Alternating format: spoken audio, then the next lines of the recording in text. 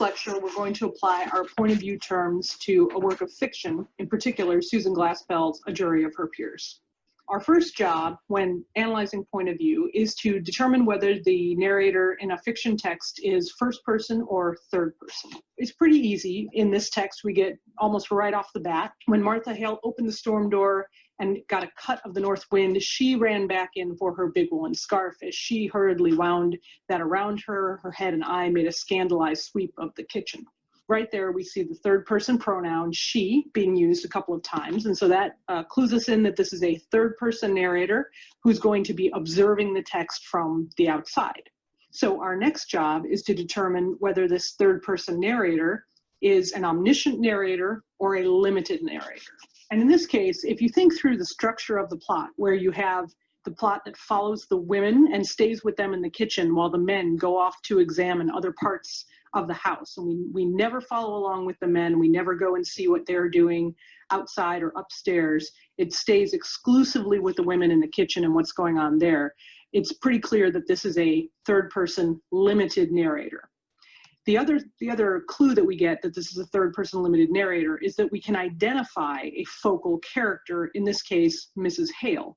And why is she a focal character? Well, unlike the other characters, we actually get a really good sense of what's going on in her head, as well as the things that she says and external descriptions of her.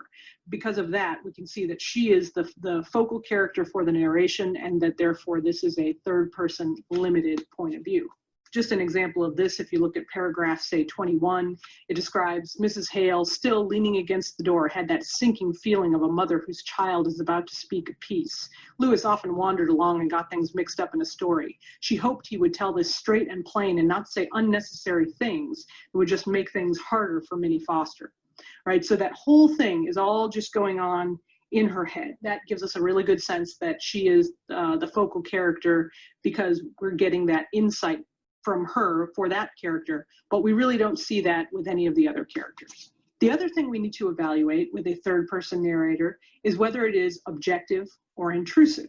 And remember, objective is a narrator that just lays everything out for the reader without extra judgments, and an intrusive narrator, either overtly or covertly, is attempting to sway and push a certain interpretation of what's going on or of different characters in the text. This can be a little bit harder to evaluate, but one way you can get at it is to think about areas in the text where there's conflict or where there would be a need to sort of make a choice or a judgment about something. In this particular text, a good place to look might be at the end of the text, where the women are discussing Minnie Wright and her fate and deciding whether or not to help her. So if we take a look at that last scene, starting around paragraph 291, the paragraph that begins "for a moment," we get a very detailed description of what's going on as they hide the bird. Now, this description does have some descriptive words, like when Mrs. Peters tries to hide the bird, but she couldn't touch it. She stood helpless, foolish. But those seem to be more descriptive than judging Mrs. Peters as being those things. And if you look at the last bit, it really is just almost a list of events that happened. There was a sound of a knob turning in the inner door. Martha Hale snatched the box from the sheriff's wife and got it in the pocket of her big coat just as the sheriff and the county attorney came back into the kitchen.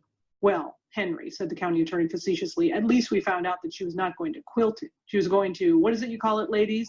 Mrs. Hale's hand was against the pocket of her coat. "We call it knot it, Mr. Henderson." And it just ends at that point. So it seems to be pretty objective.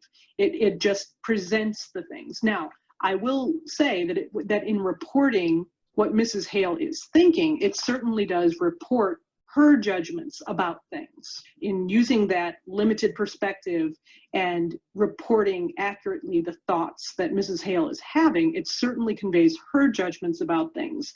We as readers might be swayed by Mrs. Hale's perspective of what's going on, but that's a little bit different than the narrator as an external presence trying to present an interpretation one way or another. So this is a good example. That's a pretty complex one to analyze, intrusive versus objective. And it seems like we have more evidence on the side of objectivity in this particular case. Hope that gives you a good sense of how to apply our point of view terms in the case of fiction.